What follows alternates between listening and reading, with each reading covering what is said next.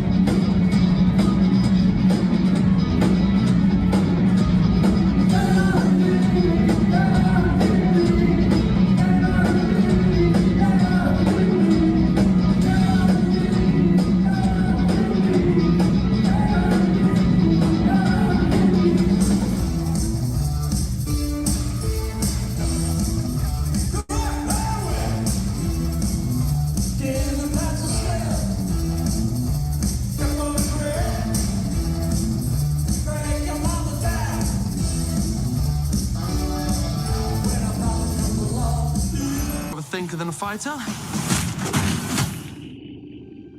We ain't surviving this fucking war.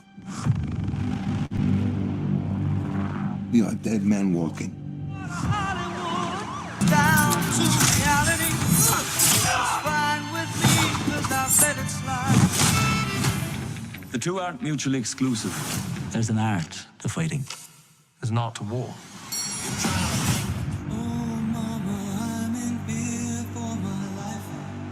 I'm gonna keep fighting. I'm in a New York state of mind. Larceny, thieving. Those days are surely behind me. I'm in Oxford now. You have to promise me something. Anything, Mother. Stay out of trouble. Sherlock Holmes. James Moriarty.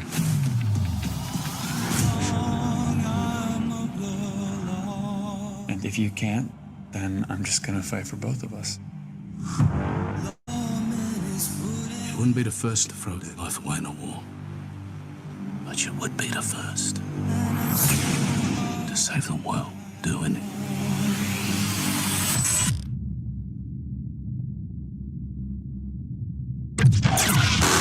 Sherlock is making friends. Sherlock never made any friends. What game are we playing today? What game would you like to play? Don't!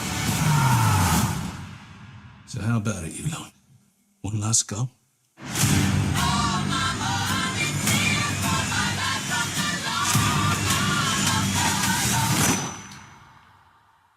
I'll take that as a yes.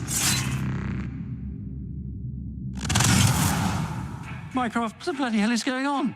You mind telling me why your brother is standing at the scene of the crime? Oh dear.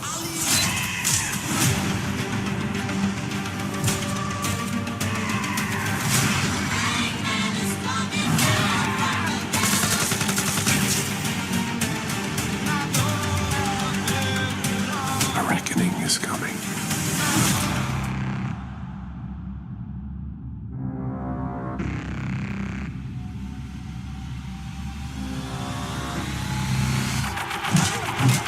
Curious as to why I'm being set up for murder. But I need proof.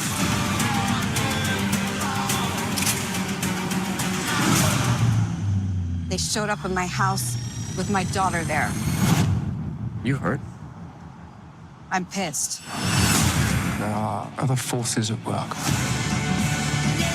Sorry to bother you, sir. What is it?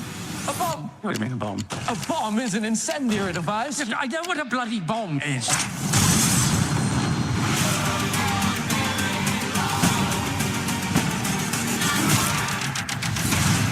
Why would anybody want to do that? You're a smart boy. Work it out. When you have eliminated the impossible, whatever remains, that must be the truth. I do love a secret passage.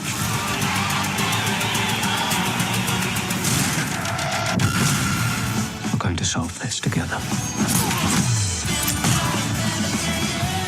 Holmes, let me illuminate you.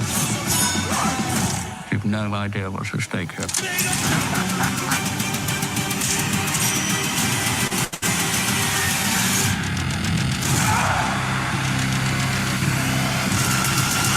Holy shit. It's Matt Murdock.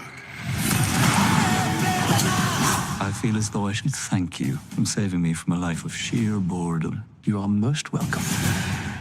Even if I have to drag your broken fucking carcasses over the finish line, we are going all the way, no matter the cost, till the job's fucking done.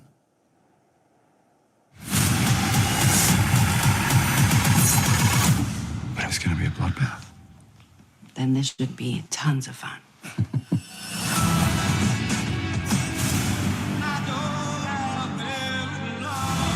Daredevil, Born Again, Season 2, now streaming. I can't do it. We'll do it live. Okay. We'll do it live. Fuck it. Do it live. I'll write it and we'll do it live. Fucking thing sucks. Bill O'Reilly always puts me in podcasting mode. Yeah, the fucking thing sucks. Yeah. Yes. Welcome to our podcast. Yes. We got young Sherlock to wrap up. We have the boys to start, and then Daredevil's kind of at the midway point. Yeah. Have things to say about all three. Although I will say overall, I thought this was a very good week. I enjoyed everything quite a bit. So if you're looking for me to pan something, not really. I have some stuff where I'm not thrilled with, but overall, I like everything this week. How are things going, Bobby? They're going pretty good. Pretty good.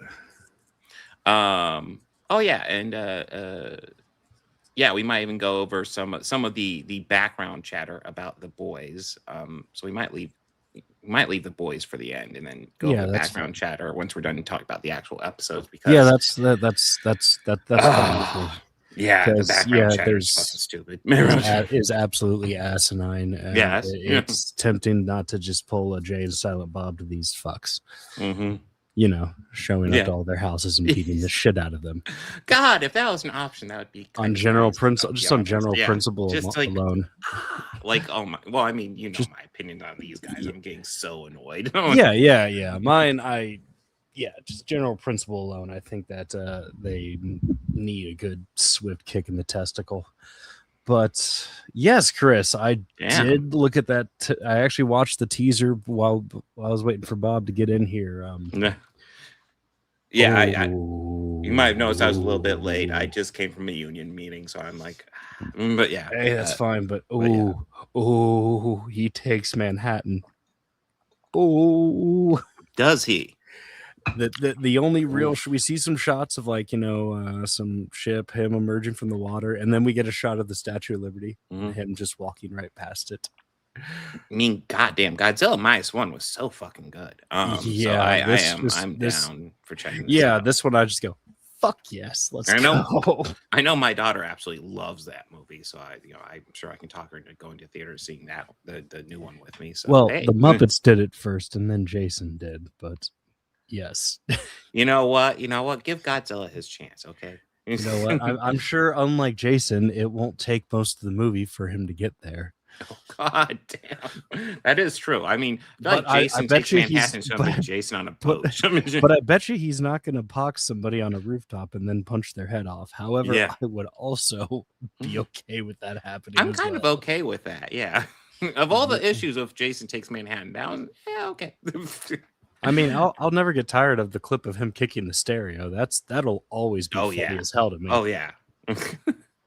That's any preference on what we start? I guess we're ending with boys, but do you want to start with young Sherlock or Daredevil? Yeah, let's get into young Sherlock because that's what I was kind of trying to power my way through.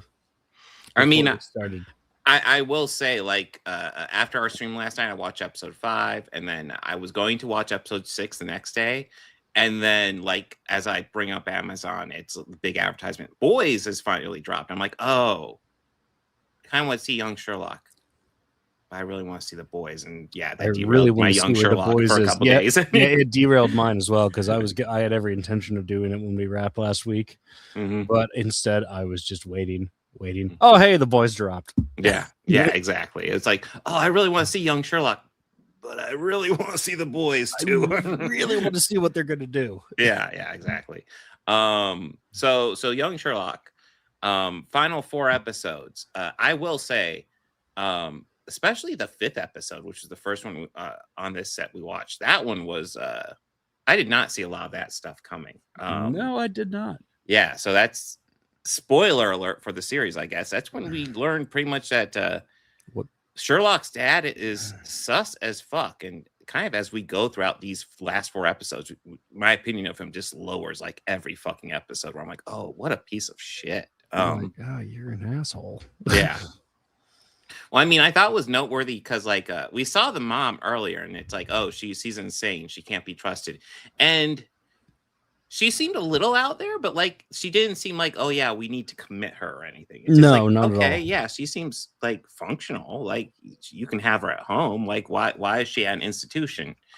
And spoiler alert, it's all part of Sherlock's dad's plan to get her fucking money. And it's like, oh God. Yeah. Joseph Fiennes plays Sherlock's dad, and oh God, he's terrible.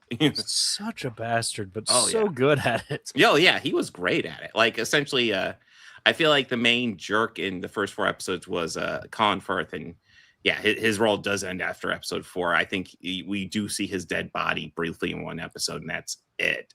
He doesn't say anything though, so huge role for him. But yeah, after that, Joseph Fiennes takes over, and he is just the main antagonist. And the Princess Xian, who was kind of main antagonist for the first 4 episodes, slowly becomes an ally, which I enjoyed. Kind of seeing her story evolve and seeing where it was going. Yeah. My thoughts on this overall as a series is I really like it. I know they're working on season 2, which they do leave off, kind of as semi cliffhanger. So the main story is resolved, but there is definitely more stuff to address to it that isn't resolved. That's clearly left for a season 2. I like a lot of this. I would say my biggest concern going forward is I'm not sure if the character of Sherlock or the performance of Sherlock, I don't know which, neither one of them has particularly grabbed me. There's like a lot of characters in this I like and a lot of performances I like. And Sherlock is fine in my opinion, but he hasn't grabbed me as much as a lot of the other characters has. And I do kind of feel like that's something that should be happening in a Sherlock show. I agree. That being said, I do like it. I like it too, but I kind of feel that if you're going to be playing the role of Sherlock Holmes, you should literally be stealing every scene. Yes. Like the guy who's playing Moriarty. Like Moriarty is stealing scenes just fine. Yeah. And he doesn't, and he's doing it effortlessly almost. Yeah. Like I kind of feel like he would have been a better cast for Sherlock, but I don't know. I do like him as Moriarty though. Too, I really am enjoying him as that too. Yeah. Yeah. Like he's like he's the good friend of Sherlock, but he is also kind of up to sus stuff. He's playing the line where you kind of like him, but you don't trust him at all, and he's playing that line really well. Yeah, and it's just like I don't know if I should trust you, but you've always come through. But yeah. What's your game, pal? And I don't know if it's the writing or the performance. I haven't seen any serious fault with either of them, but like he just hasn't stood out enough among the rest of the cast to really stand out. Maybe next season he'll get a bit more because this is overall a good, solid season. Oh yeah, another character who stood out more than I was expecting was Mycroft. Mycroft's usually a very common character in Sherlock Holmes lore, but he doesn't usually stand out as much as he did in this series. Mycroft was awesome here, in my opinion. But yeah, that's my concern going forward. But overall, I thought this was a very strong season 1, very cool mystery. Bobby, thoughts? Yeah, the unraveling of the main mystery as it kept going was really good, and I was very pleased with the overall resolution of it. Yes, very much so. Yeah. And yeah, looking forward to season 2. Yeah.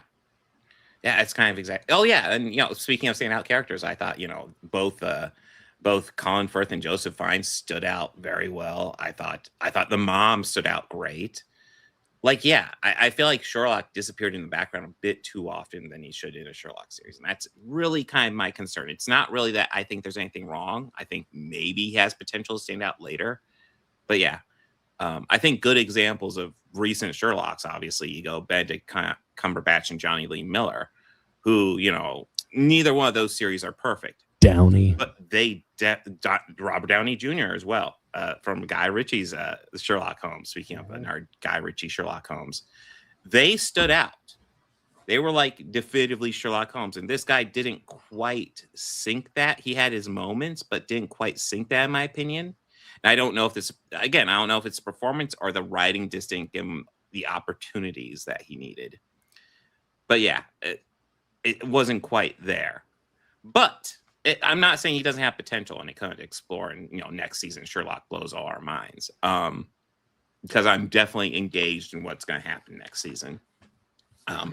Definitely interested to see what's going on with Moriarty's story, because he is doing some very sus stuff. And it's as the series progresses, he just gets more and more sus, even though he is still very much working with the good guys throughout the whole season. Yeah.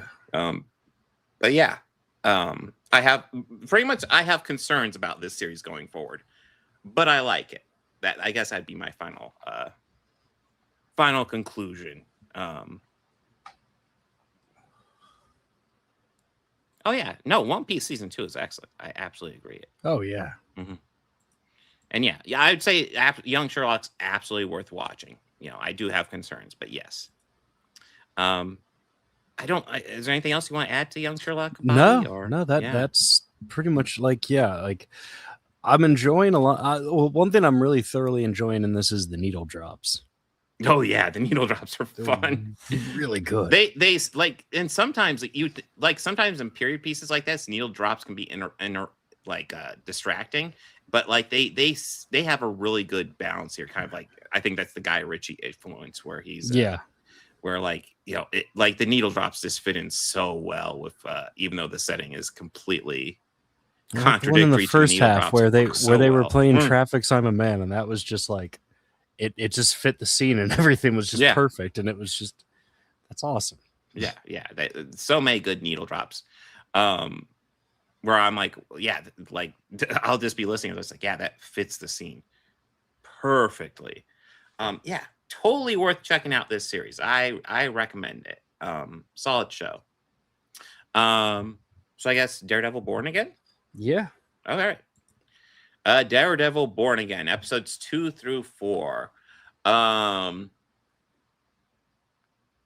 Wow, I think it's really tough to avoid the political allegories going on, especially in this and The Boys, as we're talking about series going forward, because they're both leaning into it. I feel The Boys, we'll get really into it with The Boys when we get to it, but more. But like, The Boys is leaning hard into it, but this one's leaning into it pretty solidly as well.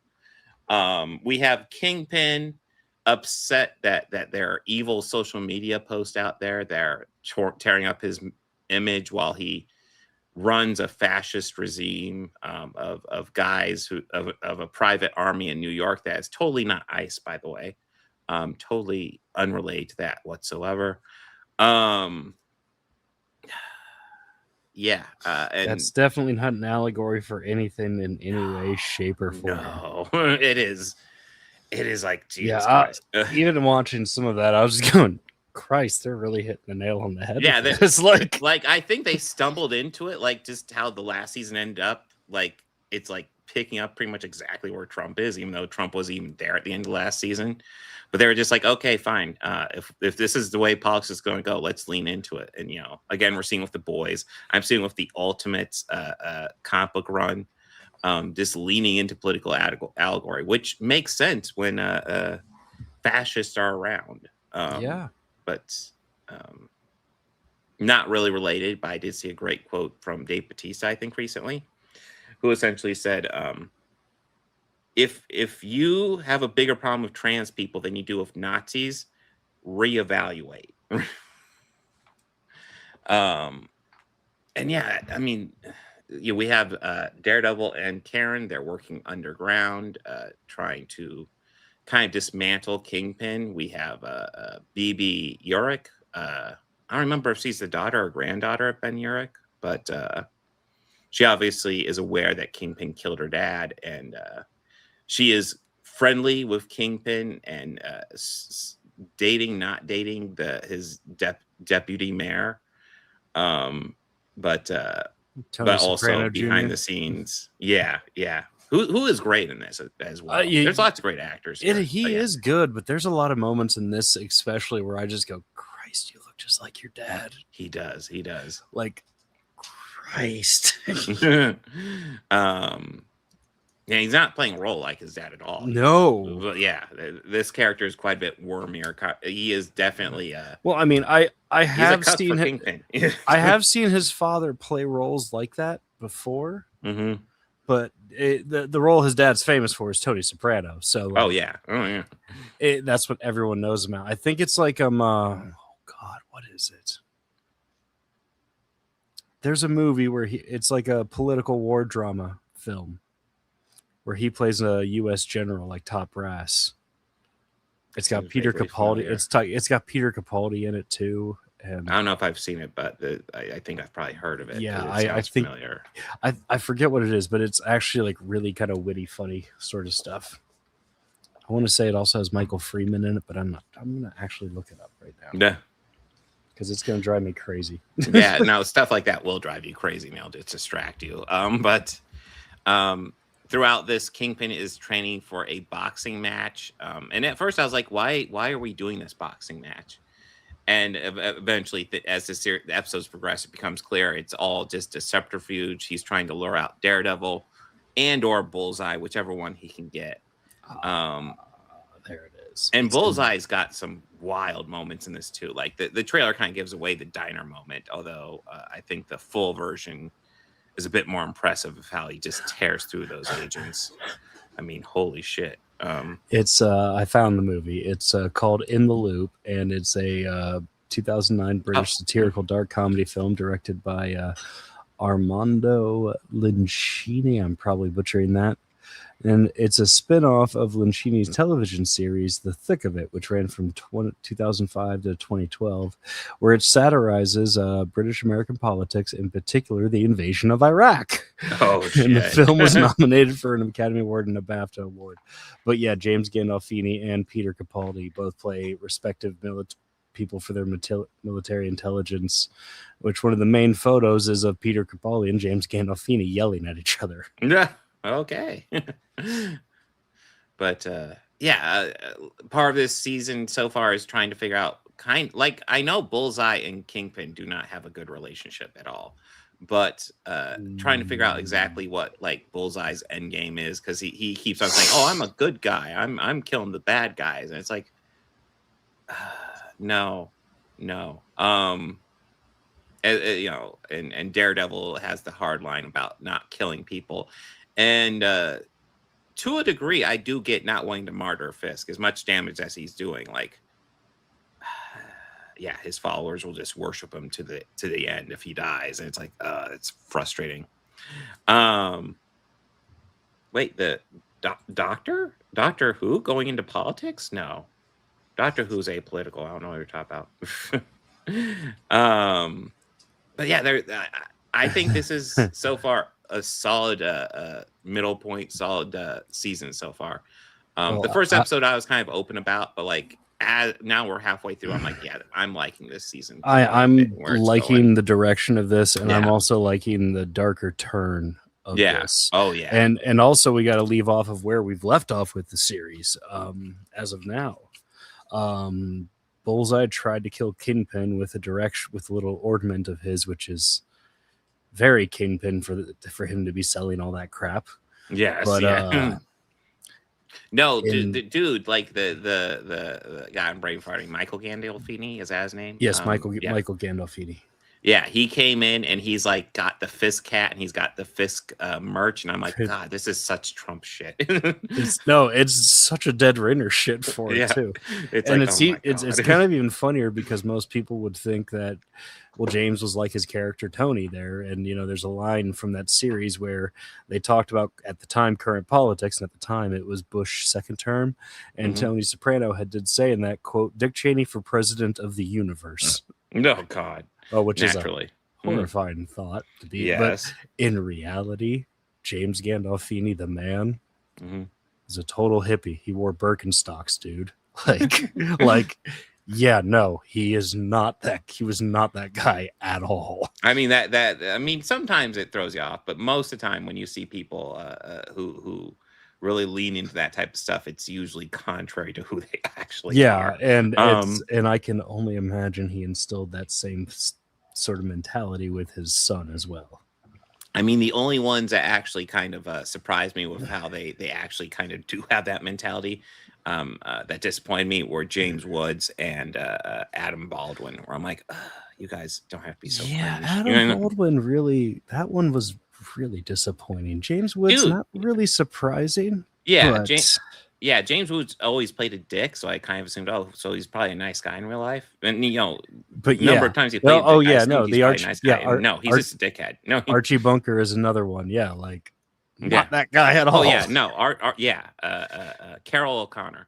Definitely, he is not Archie Bunker at all. He is like poking fun at those types of people, playing him as a bewildering idiot. Which is, by the way, if you actually understood the series, God, I'm brain farting. All in the Family. If you actually understood All in the Family, you would know that the series is making fun of that type of character too. That's the point. Then, and you see you watch clips of it, and to me it's as clear as day. Like there's one where it was one I saw after Rob Reiner died, where he's doing one and he tells him like, no, I didn't serve, I dodged the draft, and he's just, well, you have your right to do that. And it was just kind of more of like, holy shit, Archie, all right. Or even the one about Canada and how there's more freedoms up north than there are here, which that was in the 80s. It's not. It's only gotten more true as time has gone by. But no, and it's interesting to me. But getting back to what Chris had said earlier, the time when the doctor got into it, I'd only imagine the doctor would speak without a filter if he was addressing, I don't know, Congress. Oh yeah. But so far I'm really, really enjoying this season of Born Again. Probably more than I was enjoying the last season, which I still thought was pretty good. I felt that they were doing a lot of setting up in that first season. Yeah, but I'm kind of thoroughly enjoying that that we're getting more of not Daredevil, but we're getting more of Bullseye. And not only that, he's kind of in that iconic suit too. Yeah, it's not quite there, but it's a lot closer than we've seen before. That was kind of awesome. Yeah. I mean, better than Colin Farrell's. Listen, Colin Farrell's is not the best. Listen, he redeemed himself with Penguin. I will always kind of defend Colin Farrell's Bullseye because I think it is hilariously bad. Like he is just. And it's like on purpose. Like it's totally on purpose. He is cheesing the shit out of that. Oh yeah. So I kind of appreciate it. I imagine he bought a bunch of Daredevil comics, and then when he got to the movie and found it all out, he's like, "This is not what we're making at all." Yeah. Well, I'm just fun with this. I'm just gonna have fun with this now. Yes. So yeah, for me, he was always one of those highlights of the movie. Not because he was great, but because it was just so dumb and cheesy. I loved it.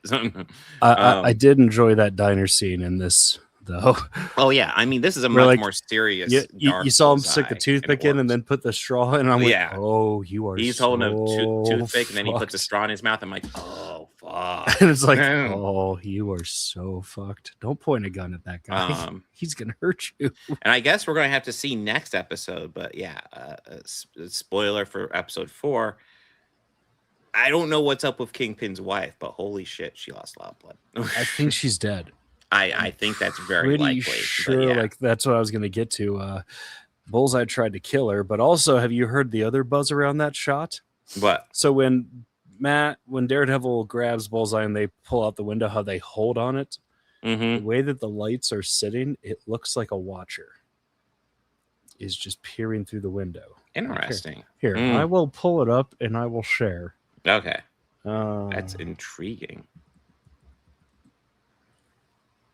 Yeah, it's not like an Colin Figueroa's Bullseye is not accurate, but I do think it's fun. He is just cheesing the shit out of that thing.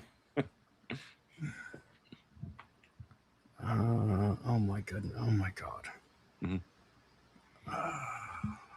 But sorry, I can't. Just yeah, I am noticing. I'm assuming these are all fucking song titles with Grand Design and Southern Cross and.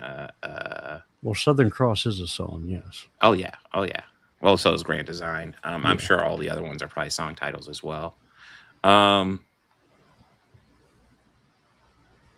Northern Star, Shoot the Moon, Scales and Sword. I'm sure if I look it up, they'll be songs. Okay, there we go. According to Chris, Brad Winterbaum confirmed that yes, that's a watcher. Utu, however you pronounce the formal name. That is not it. Yeah. That is not it. What? Hold on. Yeah. Let's try this again.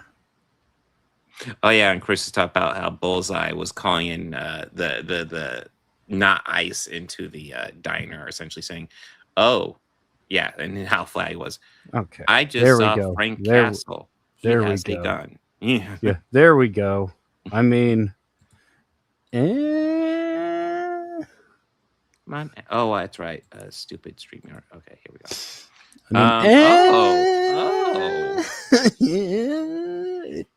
That's Playful Shadows right there. It's playful shadows and playful placement of lights. Yes, but just I mean, maybe that event we saw there was a canon event, and it was something that was supposed to happen.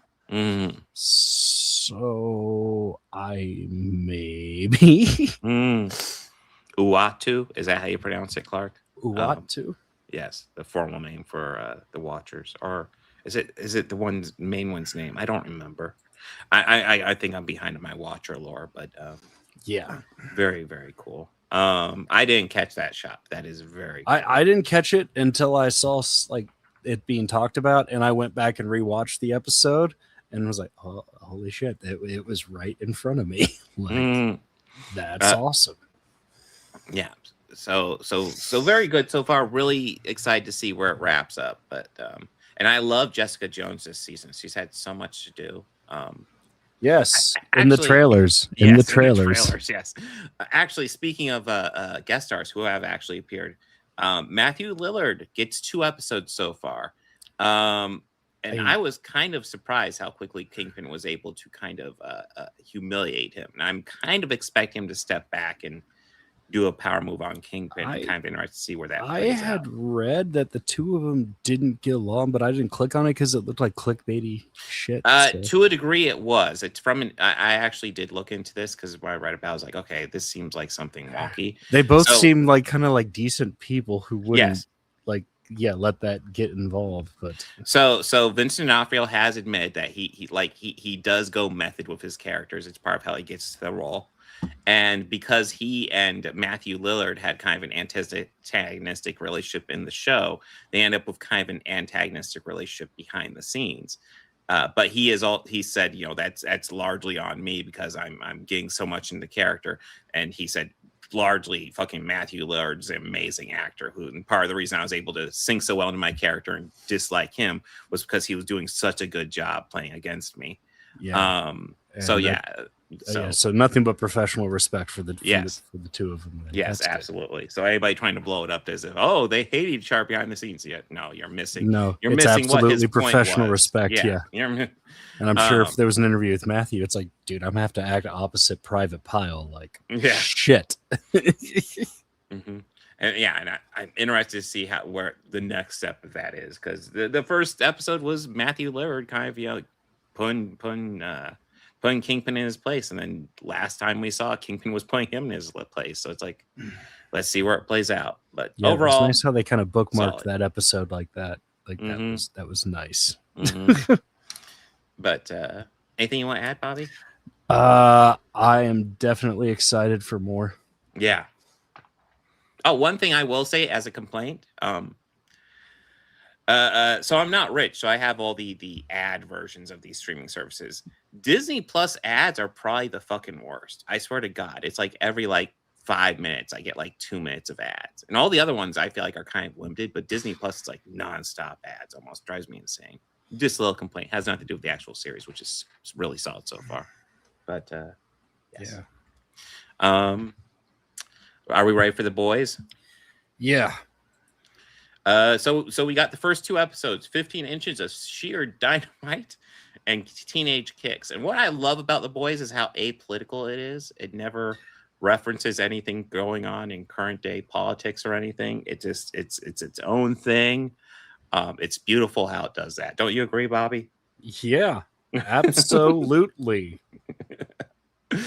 No, listen. As much as Daredevil Born Again leaned into the political angle, which it absolutely did, the boys relishes that. Like, oh my god. I'd say the only big issues with obviously these both have pretty clear Trump analogs.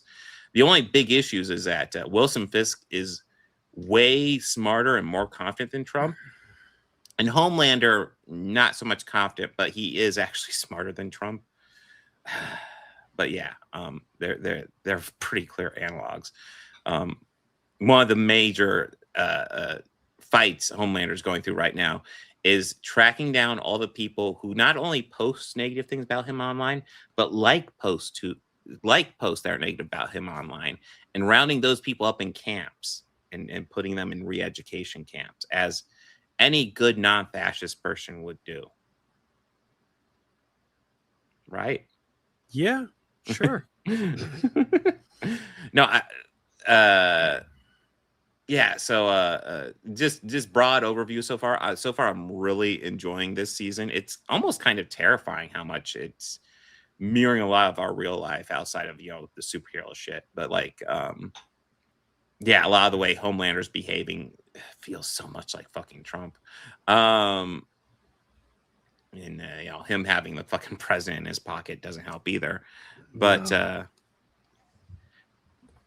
Trump is seething. He never thought of doing that. Well, maybe the boys is giving him ideas. But I would say overall, my thoughts with these first 2 episodes before we get into story stuff, I feel like so far this is kind of a comeback season. As much as I thought all the seasons have been good so far, I feel like every season's been diminishing returns. But so far, I like this more than at least season 4. Yeah, I think it's coming back very strong. What do you think, Bobby? I feel it's definitely a return to form. And even right out of the gate with this one, well, I wouldn't say no right out of the gate. The second episode was a real return to form in the sense of just the out there world that these characters exist in. And I'm referring to one part in particular with this. The boys have a mission where they have to infiltrate a house of soups. Yes. And they have to find one of them in particular. A superhero that goes by the amazing code name of Rock Hard. Yeah, and why he is not necessarily easy to move, and when that reason is revealed is just more of this world is fucked. Yeah. I might have laughed a little too hard. To get into spoilerish stuff. So Rock Hard's this superhero. He's a man mountain. So he's super strong. He's super tough. They have this. The boys have this virus that should kill soups. That might kill humans too. They don't know, but they need to experiment. And Rock Hard's one of the easiest ones for them to access because he's been in seclusion for years. and he's one of the stronger soups. So they're like, if we can get Like access to Rockhard and his experiment, strength we should. is parallel to Homelander, so that's really what they're testing to see if it can kill Homelander. Yes. Which, and spoiler alert, it does. Mm-hmm. And not only that, we already had two major characters die in these 2 episodes. Yeah. Well, actually, we definitely have one major character. I guess rewind a bit to episode 1. The non-superpowered boys are all locked up in a prison camp. So it's Huey, Frenchie, and Mother's Milk. Yeah. By the way, just FYI, I hope the Mother's Milk actor is okay. I hope he's just lost weight and he's not sick. But I've noticed he lost weight. And it's like he did. I hope he's okay. And I actually watched an interview with him where he was like talking. He's like, I was looking at myself on screen and I just didn't like what I saw.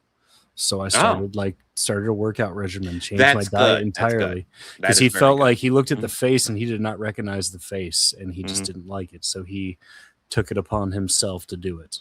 Okay, that's excellent then. Then good for him. Yeah. But they're all locked up in a freedom camp. Because that's what you do when you're locked up in a camp. You have freedom. It's a freedom camp, yeah. Yeah, they all wear essentially in the freedom camp. They're all wearing fucking Homelander merch and shit. It's embarrassing for Homelander, but like I also fits his character that he would make them do that. Yeah. But they're all locked away, and they've Homelander set an execution for all 3 of them, and it's all a trap to lure out Butcher. Butcher, Starlight, and well, not so much Kamiko, but like I'm sure he would love to get her too. Yeah. Who now talks now. She learned how to talk, which I didn't see that coming, but okay. She did say something at the end of the last episode in that 4. does seem familiar, yeah. She screamed Frenchie no. Mm-hmm. Which I also love, like when she revealed it to Butcher.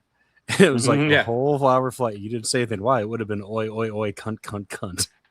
Yes.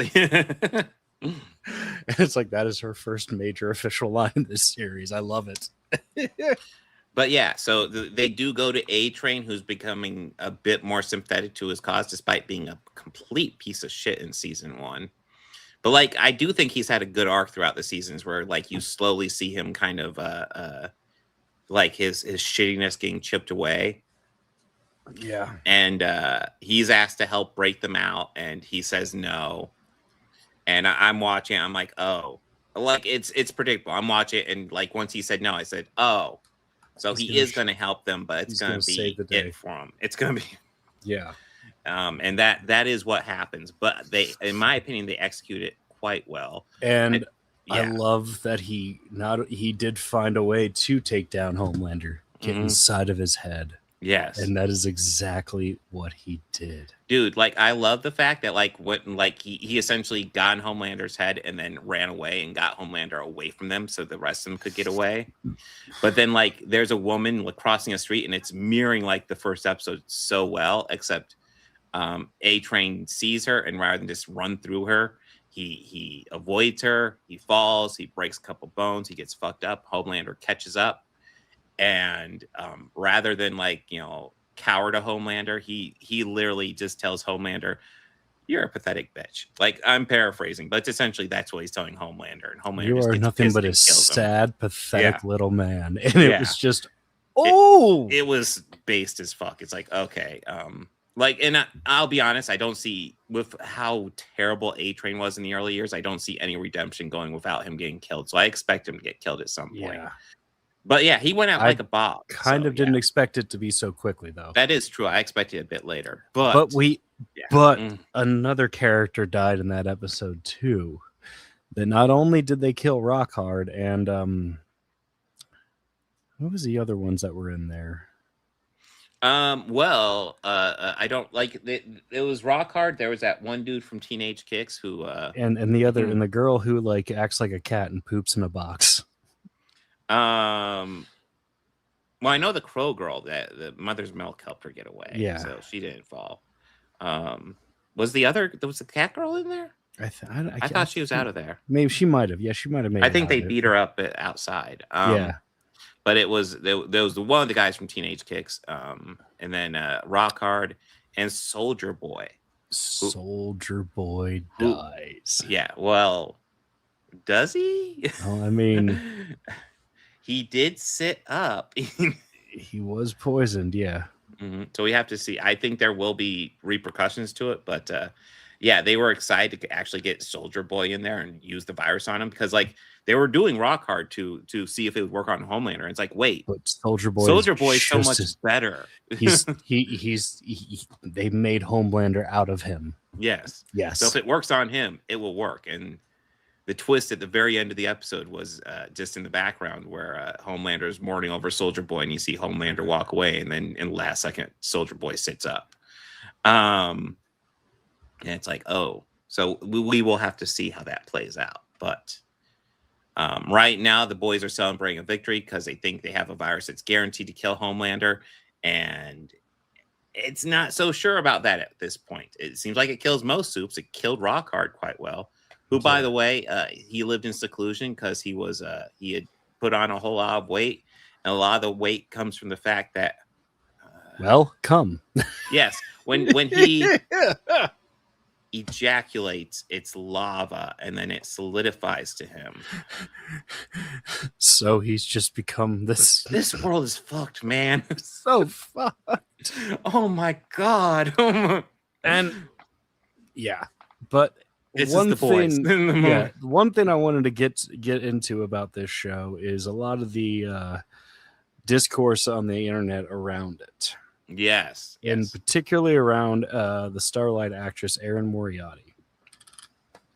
Was there something specific you wanted to bring up? Because I did see a Chud video on that. Well, really, because did they mention that, you know, she has like a disease, and that's really what's the physical and change that happens to your body when you have Graves' disease? Well, there's actually quite a bit to talk about because, so she has Graves' disease. A lot of them are just looks. Yeah, but you know what else affects your physical looks? Growing older. When you grow older, and you keep in shape, like obviously Erin Moriarty has, she's gonna lose a lot of the baby fat. The only way you keep that fat on your face is you gain weight. And she's obviously keeping herself in shape.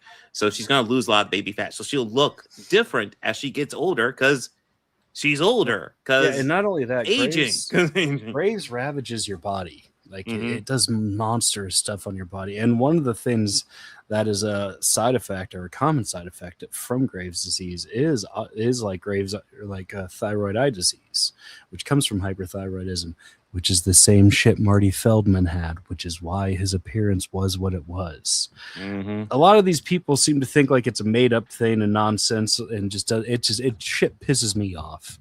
Like it really makes me want to show up to all their houses and just beat their ass on general principle alone.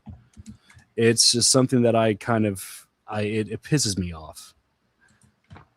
Oh yeah. Somebody who is very important in my life also has Graves' disease. So I guess I take a very personal exception to people like shit talking it and being dismissive of it, which is also it ignites the I want to show up to their house and beat the living shit out of all of them. But that's where I'm coming from with it. Maybe they should try being sensitive for once. Or like, think about it. What if it was your mother? What if it was your sister? Yeah. What if it was your own child?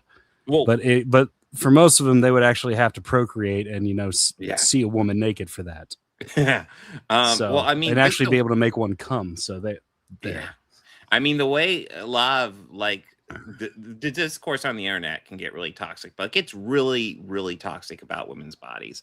I thought it was an erotic video. It's actually a Critical Drinker video that I saw. Of course, it's that fucking incel piece of shit. Back, and it's like, oh, this is tragic. It looks like Critical Drinker, Mahler, and a couple other dipshits talking about it. And I'm sure they have great takes. I'm sure they're really fucking smart and not insufferable douchebags. The one below it is really great too. Well, the one below it, that's the David Malchin interview thing where they do it in the grave thing. I've been kind of interested to check that out. I've watched the clips I've seen are kind of fun. I've watched this one, and what I think the thing I love the most about it is how he is genuinely listening to what they have to say. Like, yeah. By the way, David Dallas's a hard-working dude. He's doing these great conversations, and he's appearing in almost everything. I swear to God, and he does a good job. So I'm not like faulting him for that. But yeah, no, just the discourse around that. I mean, the girl has Graves' disease. These people should back the fuck off her. Like it's just it like I said, it really boils my blood about it. Oh yeah, no, and it gets really they are worthless critics. They are. I mean, I see a lot. I even saw somebody who's a fan, who I don't want to specifically call him out, but somebody in my comments was like, "Oh yeah, she had bad plastic surgery." It's like, okay, number one, if she has plastic surgery, that's her own business. But number two, there's lots of other factors that could have gone into this. And number three, no matter what, it's none of our business. No, fuck, it's none of. She is a human being. Maybe treat her with just human being respect. To give you a small idea of what it is, you could be having a fever that goes into the 110s for days, every day, without an answer, and any reason why. And just like you could be so immobilized by it that it could wipe you out that you can't even move. Like you can't even take it. Like it's just people don't understand how fucking serious of a disease it is. Yeah, like it's not called that just because it was named after someone. Like it's serious. Like the fact that people who are diagnosed and who do have it could go into like thyroid storm, which could kill them within minutes. Like it's your body is literally actively working against you, and it's just it. Sorry, it really pisses me off. So fucking Jay and Bob, that shit. Yeah. But yeah, the way we look at women's bodies, it's really fucking. It is disgusting. It is disgusting. I know. Listen, I think it's Rose McGowan. She has a lot of takes that I'm not thrilled with, but I know lots of people criticized her looks because she had unnecessary plastic surgery. She had a car wreck, man. Fuck. That type of commentary is just like fuck off. Yeah. It's the type of thing that really just pisses me off. Car accident, go fuck yourself. Yeah. There's actual good conversations that you could have about like understanding, but instead it's like, oh look, they look different now. It's bad. And it's like. And yet these are the same people who will start who if you just start calling like Sydney Sweeney stink face because her one hot pose looks like she smelled poop and she's questioning if she pooped herself or not. So calling her that face. Yes, stink face. Yeah. So like you call her that, and then the immediate reply is like, I am good in my jeans. Hey, she's making the stink face right there. Like, and you know what? I'm a bit more comfortable with that just because Sydney Sweeney's kind of a pathetic person in my opinion. It has nothing to do with her looks. It has to do with her behavior and his box office poison. I always say that she looks like a clone of Sabrina Carpenter that got left in the mold a little too long. I could see that, but I do like I remember when that fucking Sophie Turner picture of her as Laura Croft went on the internet. I was like, oh, well, I never thought of her as Lara Croft, but that looks decent. I don't know if I'll watch the show, but okay, she looks fine. Going like, okay, yeah, she could definitely play the role. But everybody was upset and saying, oh, Sydney Sweeney should do it. And by the way, these guys cast Sydney Sweeney in every woman's role there is. I saw one and for I'm like, Deadpool today, and it's just, oh God, like, you know. Like, number one, Sydney Sweeney is not the most talented actress out there. She's not the only actress out there. She's not the most beautiful actress out there. Like, I don't know why you guys are so like hard up on getting her in fucking everything. But like, listen, I have not seen anything from Sophie Turner tell me she can't carry the role. It's because of boobs. That's why they cast her and everything. That's the only thing I could think of. It's boobs. And it goes back to the same thing about like saying like things about like, you know, like how like Shuds will criticize a woman because of her body, and it's just that same tired incel shit. Like I just can't fucking stand it. Yeah. Like I has the really emotional just range of a shit stain. Yes, she does. She does. Like I really just want to go El Kabonk with him with my fucking guitar, but I don't want to destroy my guitar like that.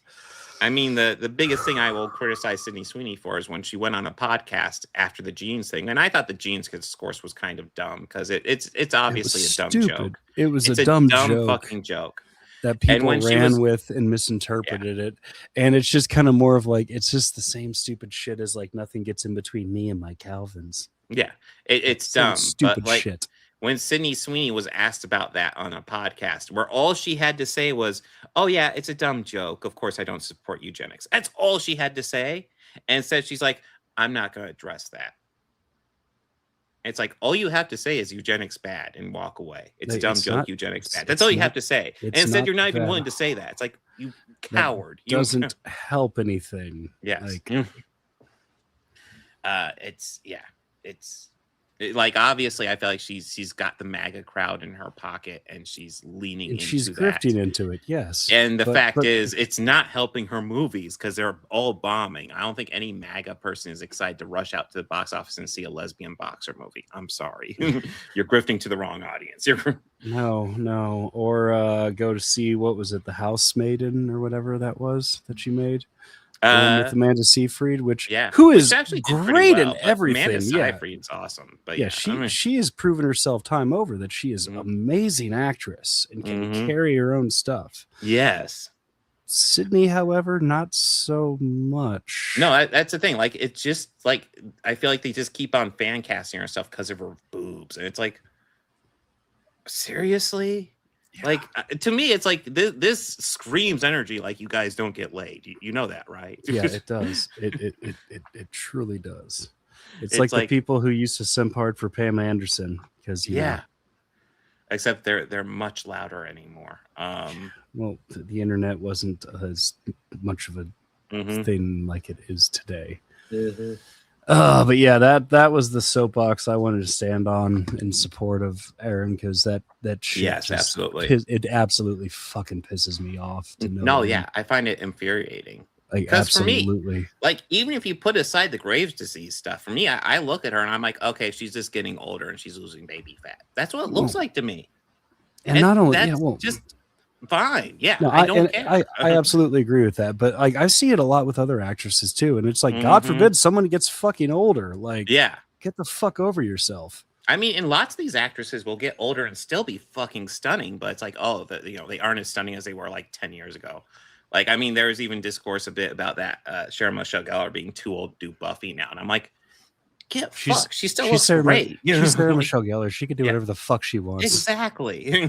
It's like, if she's like 60 and wants to do Buffy, I've heard the same thing when it came to Jennifer Love Hewitt returning for, or even Jennifer Love Hewitt as she got older and like, oh, she looks like she's like packed on some weight. It's like, she's had children, you fucks. Yeah. Like, number one, again, like I think it's pointless, but like in my opinion, she still looks great. But like she still does, yes. Kids. Yeah, but she's had older. She's had several children. Like she has a big family. Like go fuck yourself. Yeah, this beauty standard that's imposed on women is fucking disgusting. Fucking ridiculous. Because it absolutely is. Fucking Hugh Jackman and whoever else, I know there's probably a couple other ones. They can play their superheroes until they're fucking 90. But yeah, a woman playing their famous character in her 40s, oh, that's too old. Get fucked, man. Yeah, go fuck yourself. Yeah, it's so fucking frustrating. Yeah. So next week. Yeah, I should go ahead and bring that up. I'm pretty sure we got Mortal Kombat. The original Mortal Kombat from 95 and the original Star Wars from 1977. Listen, man, I'm not familiar with this Star Wars movie, but as long as it's not anti-Nazi, I'll be okay. Because it's kind of more crazy that like we haven't covered the original trilogy or that is true. Star Wars of the original trilogies. I mean, we've covered Rogue One and Solo. Yes, but it's kind of wild. We haven't touched anything. Solo, actually? Did we? I don't think we did Solo. I don't know if we did. Yeah, maybe we did. We definitely did Rogue One leading up. We've done over 200 of these things, man. Yeah. Well, they haven't done a whole lot of Star Wars movies. We get in Star Wars series, and we're getting. I think we've covered all the live action Star Wars stuff at least on here. But we haven't done movies. No, we did not cover Solo. Okay. But yeah, we're covering Chris, our archivalist. yeah, we have not covered that.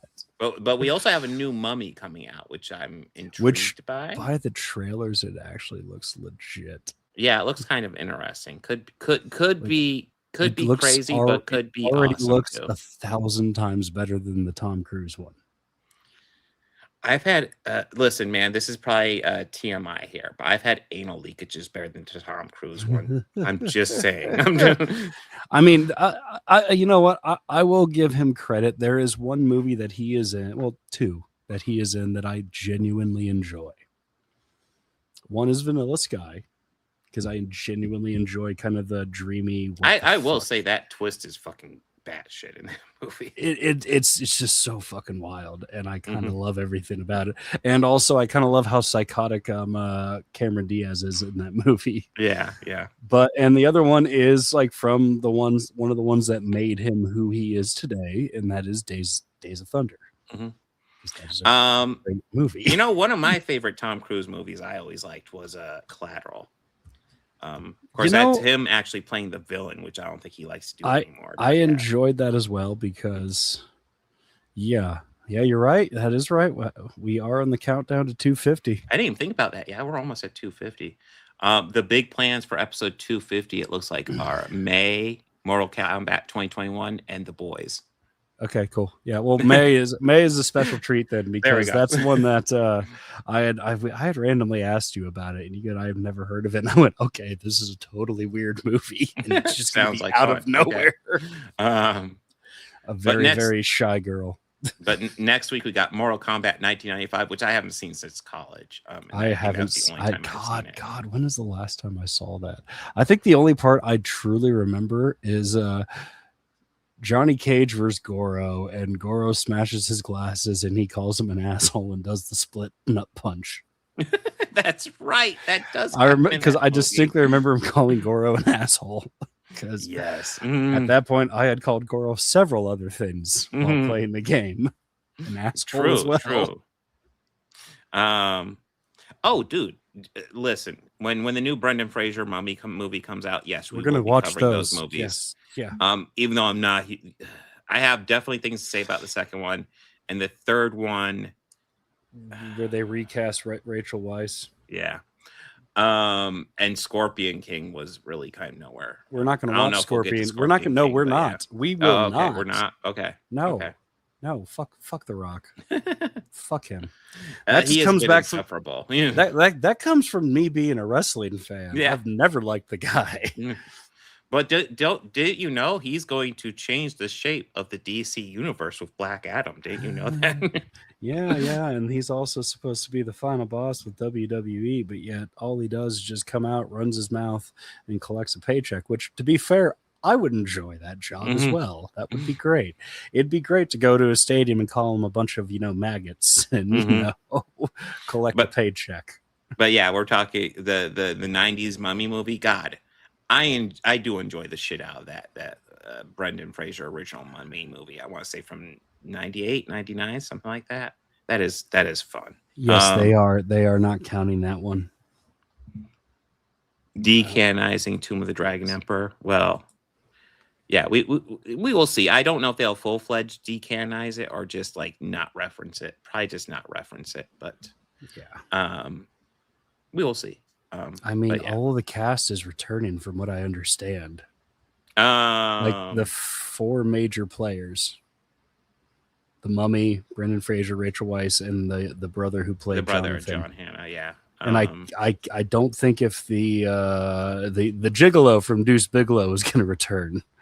Yeah, he might too. Yeah, I think he might because he's still alive. He's still. Oh yeah, no, I mean he's been doing Star Trek, so yeah, and it's been awesome.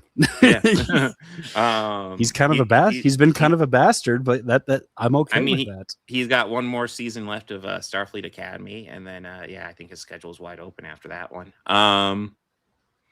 But yeah, I'll be down to check that out. But yeah, next week we got the Mummy, the new Mummy, Mortal Kombat, and Star Wars. So just 3 movies. Hey. Yeah, I've never heard of this Star Wars. As long as it's not anti-fascist, I'm good. No, I do think it's hilarious when people talk about how dare they put politics in Star Wars and just watch those original movies and be like, "Are you fucking blind?" Like, what are you missing? You're fucking stoned, right? Yeah. Like, did you watch these movies? Did you? I mean, I would say that there's some blasphemy in like the Mortal Kombat in the sense of casting. Yeah. But it's mostly just like, well, I don't know. The second one had some even worse casting, I think. Mm-hmm. Listen, man. One thing I really remember from the old the 95 Mortal Kombat movie, and we'll see if it stands up, but Christopher Lambert didn't have nearly enough screen time as I remember, because like he was clearly just having fun with that role. Yeah. That's I was gonna say him, but like I do like the guy. I enjoy the actor that they replaced him with in the second one. James Remar. Yeah, I love James Remar, but I do like him as well. Yeah, he's always great. Or as I always call him, I just refer to him as like the character he played in the Warriors, just Ajax. You see, I always think of him as Dexter's dad. But yeah. Ajax. It's Dexter's dad. You've seen the Warriors, right? Street Gangs of New York. Can you dig it? You know what? I don't think I have. Oh my God, we should. Maybe we'll add it to the agenda and I'll watch it back. Oh wait, I have seen it, but yeah, it's not ringing a bell. Actually. Let's go summer. Let's go summer, like sometime in June, July for it. Okay. Here, I'll just throw it in June 23rd, so I know it's on the agenda. Yeah. I'm not saying that's when we'll cover it, but yeah, at least it's on the agenda, getting bounced around. It's always great whenever we decide to add a show just by talking about stuff at the end. Mm-hmm. Oh yeah, the AI Jesus and stuff and all of that. I've had kind of just a mentally draining day, so I just don't want to get into the tater tot nonsense today. Yeah. I'm actually kind of surprised. I enjoy Christopher Lambert. I don't think he's the best actor ever. GTA, I have been trying to find a copy just so I can replay it. I want to replay that. I still have dreams of that game because I played it so much. It's mostly like where you could find street dealers who give you like health power-ups, and they always yell, "You looking to dose?" Mm-hmm. But just FYI, I will not actually be able to stream this Saturday because I forgot I'm scheduled to work. Not Saturday, but Thursday. I'm scheduled to work Thursday night, so I won't do another stream or solo stream until. Actually, I probably won't do another stream until the next podcast, and then I'll be back the next Thursday. So yeah, just FYI for people paying attention. Yeah. Work schedule sucks. Working 6 days a week, it's a good paycheck, but it's exhausting. And that's right, GTA Flash, baby. But guys, anything you want to promote, Bobby, before we sign off? Not at the moment. Guys, I should say that at the beginning. I should say this between every single segment. Make sure to like and subscribe. Bobby Quarters, Organized Chaos Podcast, Organized Chaos. Like and subscribe to all three. If you're not, you're missing out on the best podcast ever. If you're just watching on my channel, guess what?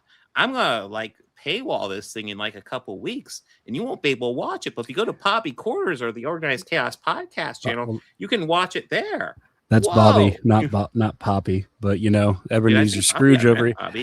Ebenezer Scrooge over here is gonna paywall it, so I'm the worst. So if you want to see an unpaid wall, come on, yeah, it's free.